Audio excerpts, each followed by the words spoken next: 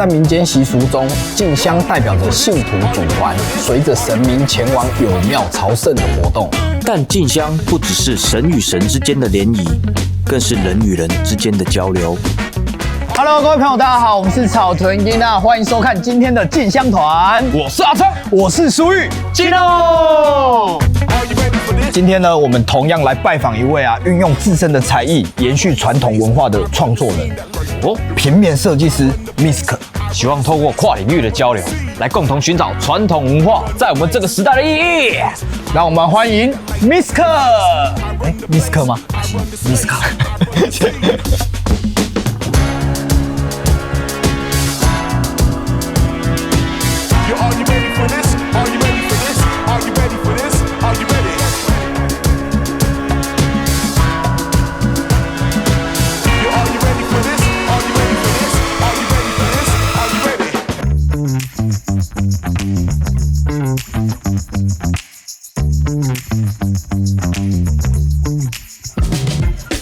我刚刚来的时候，我就有先跟这里的观音菩萨打招呼。哎呦，对，他说什么？对，我刚刚在这里。你不会通灵。我跟你讲，我一来的时候，敏感体质。我一来的时候，我也先跟他们打招呼，他们啥都没说。对，他们有给我回应，观音菩萨很开心。真的哦？那他种回应是什么感觉？就是他会给你画面，然后有一些神明或者是菩萨会给你一些意念或者是白话文。就是每一间庙的神明都有自己的个性，跟人一样。哦，是你跟观音菩萨用心理去问他说：“观音菩萨，那你开心吗？”然后你自己就会有收到一个声音说：“我开心啊。”是那一种感觉吗？对。那你怎么可以确定说那就是他？他会是给你一个什么特别的感觉？其实我是有训练过的。我刚开始的时候就只能身体有反应，就是我从背脊会发凉，很麻麻的、热热的，对，麻麻电电的，会自己灵动起来这样吗？不会到灵动。港片有人看太多，那是另外一种，很好奇嘛，好奇。但我比较不会这样，我就是身体会有一些反应。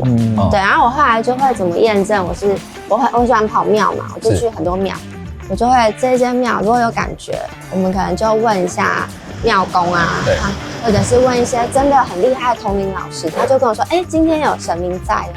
那有时候我真的没感觉的时候，可能刚好那边的主事者他就说可能今天神明不在，这样外出。那什么修行的时候是怎样在就住山上？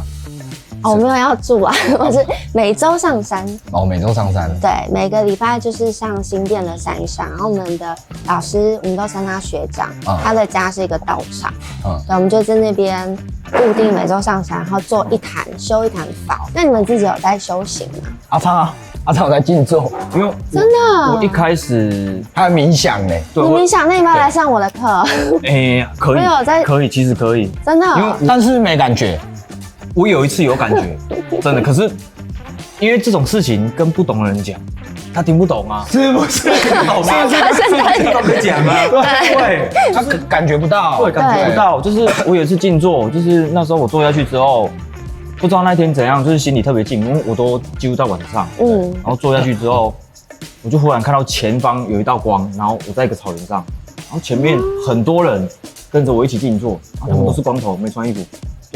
就坐在那边，然后突然就一阵风来，我就觉得好舒服，就是感觉我就是那阵风，对，然后就吹到身上，我就不知不觉就笑出来，给我回用屁，真的，那种感觉就是很开心，说不出来的快乐，咻一下就过了1个小时，那个时间光阴似箭。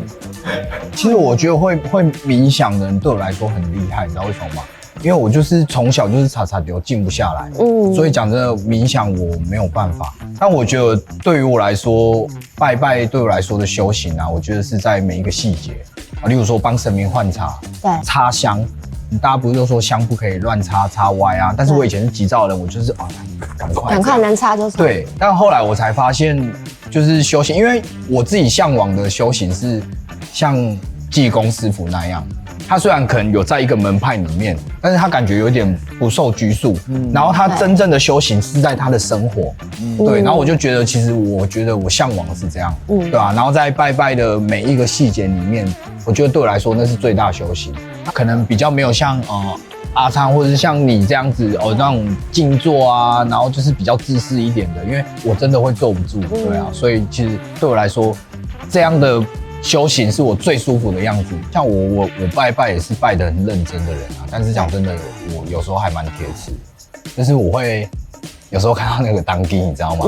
然后我会很直觉的会去觉得它是真的或是假的，对。那就仅此于这样而已，就是去感觉。然后像我以前，因为我以前有跳过官将手，你以前有跳过官将手？很酷你看，给洗搞起来了。跳官将手很帅对，然后就是因为常化脸，那我们跳官将手也是有请神明嘛，对，就是将军会跟在你的身边，虽然说他不是附身的，但是他们神灵一定会跟出去保护你们。对，然后我就是因为跳架的关系，那我就常常都会感觉很像余光看到有黑色的影子。那我一开始都觉得说可能是我感觉北星啊，对，或是家里坐着，然后楼梯你就会觉得那个楼梯怎么好像有人探头在看你这样的那种感觉。然后后来我就是有一次去一间庙，跟我妈妈去的，然后我一进去，然后那个乩童就叫我过去，然后他就说你看有哦，他就直接跟我说你看有哦，就是连看过你的乩都是不认识，我跟他完全不认识。对，然后他说你有在跟人为民哦，好厉害对，他就直接这样子讲，然后因为我心里就相信了，而且他讲你看有的那一句话是我有点吓到，原因是因为我真的那一阵子很常看到。你哪知啊呢？对，但我从来没有看到一个什么具体的一个形象，对，都是黑色的影子，但我就感觉那个是真的有一个灵体在的那一种直觉，对。像你们不是创作很多神明的歌吗？我今天来就发现你有创作妈祖，然后这里有妈祖，这天时地利人和。观音佛祖，然后我们朝玄宫的主神是妈祖，对，刚好。那像你们配5尊创作就是妈祖这首歌，有要特别做什么事情吗？其实你刚刚说很多神明歌的时候，我本来就要打断你了，因为没有很多。你知道没有很多也是有原因的，因为我们不敢做很多，就是我们了解的不够多的时候，我们就不敢去做，尤其是就是做神明歌这一块嘛，对，因为民间信仰那么多人的信仰，大家都一定会审视啊，对，所以你的不管是用词啊或什么，我觉得好不好听那是我们自己的能力，但是你的歌词啊，叙述能力，对，叙述能力要正确的，要让大家有这个信仰的人可以接受。甚至不是这个信仰的人也能听得下去，我觉得对我们来说是一个很大的挑战。因为说实在，那个神明的故事，有在跑庙的人都知道，黑把别在现在荷兰。对，你不能说其中一段我自己乱掰，我觉得这样比较酷。对，那人家一听说你在演创下乱掰。对啊，所以其实神明歌我们会比较少量的去创作，不过创作神明歌，我觉得跟神明的帮助有很大的关系，像我们我们2014年的时候做一首五财神的歌嘛，然后我记得就是我们表定时间倒数，好像前2天的时候，阿昌是完全连一个字都还没写，对，然后阿昌那时候因为都在嘉义工作，那时候是几乎对信仰是完全是一个陌生的，对，然后就是有一天我去北港的一间那个财神爷庙。然后去拜拜，我去求他，因为我要写财神爷的故事。对。后来我就在那边走，在庙里面走，然后我看到他那个武德真经，就是他们的五财神的那个经文，我就把它带回去看。然后后来我就觉得，好像有几句可以写进歌词里面。然后就是慢慢的，我自己。你这样没有效果，你就要说，我看完武德真经的时候，当天就写出来了。这个就是节目要的效果，你就是给我这样讲，你不要那么冗长，你就是这样讲。我当天晚上就写出来了，对，就写出来了。他帮我做效果。但其实后来在创作妈祖的时候啊，我跟阿昌其实也卡关卡蛮久的，因为妈祖也是大家知道的信仰。那我跟阿昌一直觉得说，妈祖这首歌到底要怎么呈现？然后也是想了很久。后来我们突然有一个契机，我们说妈祖不就像妈妈一样吗？好，那我们就好像是小朋友对妈妈的诉说。对，所以我们那首歌就是往这个方向去。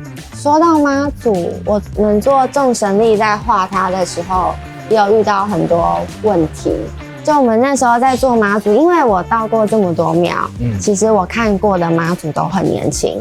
但是通常就是大家去寺庙看到妈祖都是比较稍微年长的。当时大家画师就想说，那还是我们要画年纪大一点的。然后我们的另外一个就是写文字的问，他就说这个一定要很小心处理，不小心处理一定会被骂爆。对，然后最后大家的讨论结果跟问了老师，跟我们写歌好像，真的很怕被骂爆。那我们后来就是跟老师啊，然后大家一起团队讨论的结果就是，我们去平衡中间值。你同时就是画师在画的时候，要让他的身上的衣服还有璎珞，就是看起来有庄严，对，然后慈眉善目，但是身体的身形就是刚刚好，对，不要让它看起来太少女，然后你要保持庄严。而且这个是相当的抉择，就像我们有一首歌《狮山国中府》是讲广泽庄的歌嘛。然后当时因为我的老舍在叙述广泽庄的故事的时候，我有写到13太保。那13太保在民间它有2个故事版本，一个就是广泽庄的分灵分身，对，那另外一个有人说是他的小孩。对，因为他得到之后，他还有迎娶那个妙应仙妃嘛，对，所以就有些人说13太保是他小孩，但是我就取一个中间值啊，我自己心里相信的是那个是他的分灵，但是我写歌还是写大家比较可以接受的，就是说那是他的小孩这样子，对啊，那还好也没有被骂哦，大家懂，大家懂，对，大家真的谢谢大家，跟你一样选一个大家懂的，对啊。但我很好奇，你们就是不会说，哎 ，Misk 这样是真的假的吗？会啊，但我可以啊。我昨天就跟阿昌说，阿昌那个 Misk 那是真的还是在唬烂？我的拍摄功力。不是，我在那边，因为我蛮常被问到。我在那边看资料，然后想说什么东西啊？看人是什么颜色，到底是什么颜色？我是什么颜色？你搞共结？有，我有看，你是蓝色。我是蓝色，蓝色代表什么意思？因为每一个人都有能量。蓝色怎么听起来有点忧郁？对啊，蓝色土耳其。你们2个都是蓝光的人，但是你的蓝是天空的蓝，蓝光 DVD 那种蓝，不好笑，真的不好笑。白云的蓝就是那种天空蓝，就是比较浅的，然后你的蓝是比较深一点的，比较深一点。对，通常如果我读到能量是蓝色蓝光的人，就表示说他有一个准则，我大数据。对，麦跟你共的，再来老师共的，还有就是可以合作的对象，可以信任，就是你们不是会那种，因为大家在工作上，有些人可能会有点小狡猾，对，就是有点小动作，心机啊，对，但你们就比较不会。你们如果说我今天跟你是同公司的人，我认你是我同事或者是我的兄弟，我感觉我好赤裸，有没有？我他我情杀凯利掏出去，不是有没有人超狡猾，动作超多？但是它还是蓝光，比较不会因为你有验证过了。对，就是因为其实常常看到，就是第一次遇到，就是有一种说我好像被你看透这样，对。但其实我就是透过看你的能量去读到这些讯息。天空蓝跟这个深蓝有什么差别？你是不是比较容易被骗啊？就是你会比较容易，没关系，快球，现在开始在解析了，可以。对，因为你的蓝比较浅，就是你可能天生从出生到现在，你的骨子里就是玩心很重，你比较像个小孩，而且你会很容易感情会受骗。摆好你的表情哦，摆好你的表情哦。对，就是如果说今天假设这个人跟你很好，但是他可能假设他跟你借钱。对，他可能要跟你借超多钱，然后跟你说我跟你讲，我最近真的很不好，我真的很需要帮助，都没人可以帮我。你就二话不说，自己看一下钱没多少，全部都给他，你就说都给你这样不用还了，这样。超准，知道吗？因为他很常在一些别人在意的事情上面说没紧啦，没差啦，没关系啦。对，你就是无所谓。对，那你的蓝有点像大海的蓝，其实，在你的内在，虽然你说你很铁齿，可是在你的内在其实有点像海洋辽阔。就是你很容易到一个地方，你很容易自己的状态，你会很自在。对，你不会受外界影响。就是我到这，你觉得你自在，你就自在。对，因为在你的内在，它有一片大海。对，然后那个大海比较像是其实你以前你说你以前很浮躁嘛，对，但是我现在读到你的状态是，你现在是一个很稳定的人。对，就是你对很多事情来了，你就想着我就处理就好了，我好好处理就好，你也不会觉得说很烦啊什么的。就可能因为我不知道你以前怎么样，但是如果你去回推，应该跟你以前会状态蛮不一样的。而且蓝色的人都是很可以一起共事的，所以你们2个一起也搞成酒杯 podcast 啊，哎呀，可以吗？跟主持人 podcast 要当然要，可以啊，都请话中有话，听出来了，你很会帮自己找工作。其实像你这样感觉也是好像很了解民间信仰，很了解神明啊。那你觉得神明喜欢听歌吗？神明就跟人一样啊，就是他们像人一样有喜好。有些神明他很严肃，所以我去他们的庙，你就不会听到音乐。但我有一次去土地公庙的时候，就发现里面超吵，他们天界在奏乐，气氛很好，很嗨。对，所以有些神明喜欢，有些神明比较严肃，就比较不会有这喜好。哦，对，所以他们会分那个 hip hop 啦、摇滚啦、trap 啦，还是吉鲁巴一款的。我觉得应该有，因为有时候我们常常看到那个道士啊，做一些科仪的时候啊，然后加上那个后场乐器啊，锵锵锵锵，那就很像啊，你不觉得很像庙会重金属吗？真的很像。所以我觉得你讲的可以成立哦。对。对啦，应该如果跟人一样，人都会分呢。对啊，神都会分那个。那你知道为什么？你知道为什么我会这样问吗？为什么？因为讲真的，我们2个写完歌，对 ，demo 做好，我们会给神明听。你们你是现场放给他听吗？对，真假？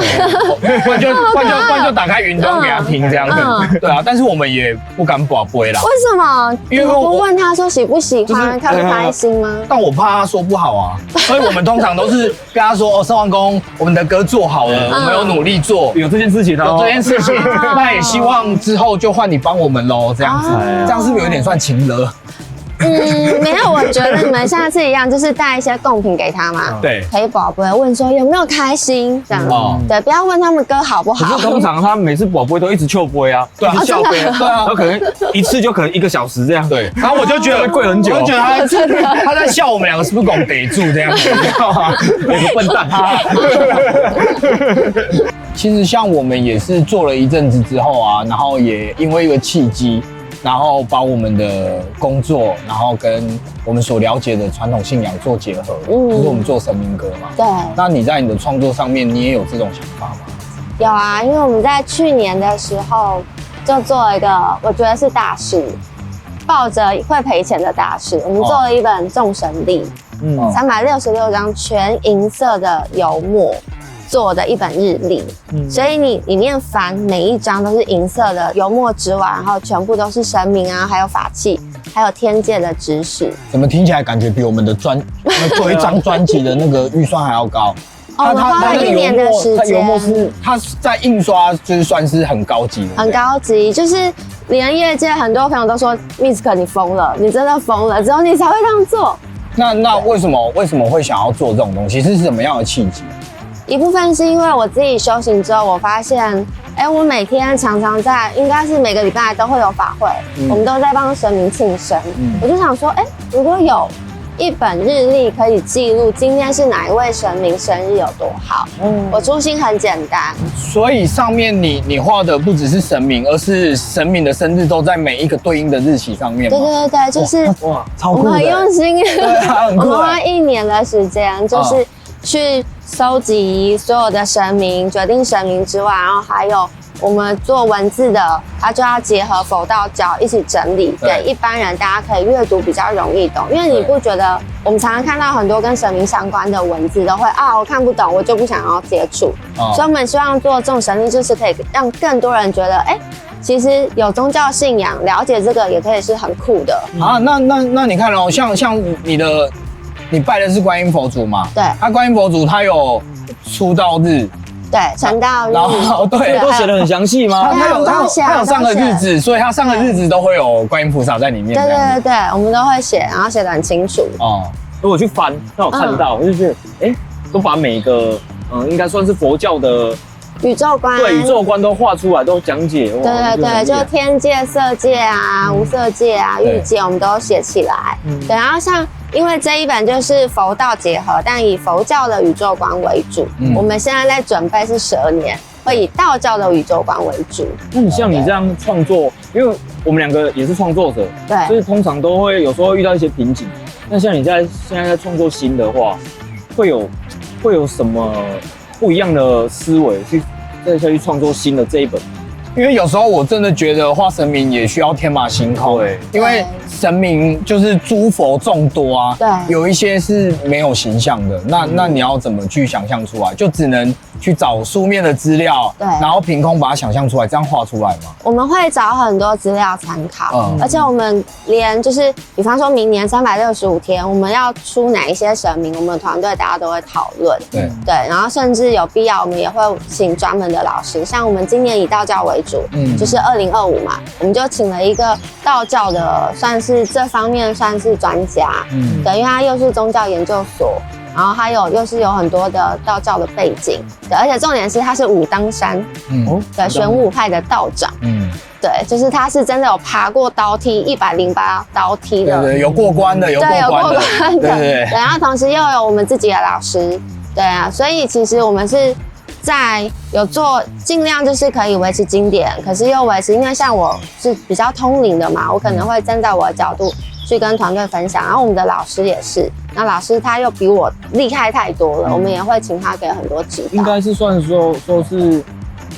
厉害的地方不一样的专业啦，对，而且其实我觉得听起来超多共同点的，我们完全都是在一个传统的规范内，然后一起去做创新，一起去做突破，对啊。那你接下来也有希望有更多年轻人可以像我们一样做这些事情？当然会希望，而且因为做了众神力，我们收到很多人的回馈，他们跟我们分享，就他们都是很年轻的朋友，他们可能在公庙工作，或者是在其他的领域，但是跟做民间信仰相关的，或者是他只是很单纯，他不一定有信仰，但他喜欢神明，他就想要做更多的事情去分享给身边的人，等于是让台湾神明的这个文化分享给更多人知道，因为像你们也是啊。那其实就是跟我们都一样，是在做一个相同的努力，因为我们一开始创作神明歌也是觉得说，我们想要让不是这个宗教的人，然后可以更了解，对，也来了解，所以我们也希望说，我们可以把我们的歌做得更大众一点，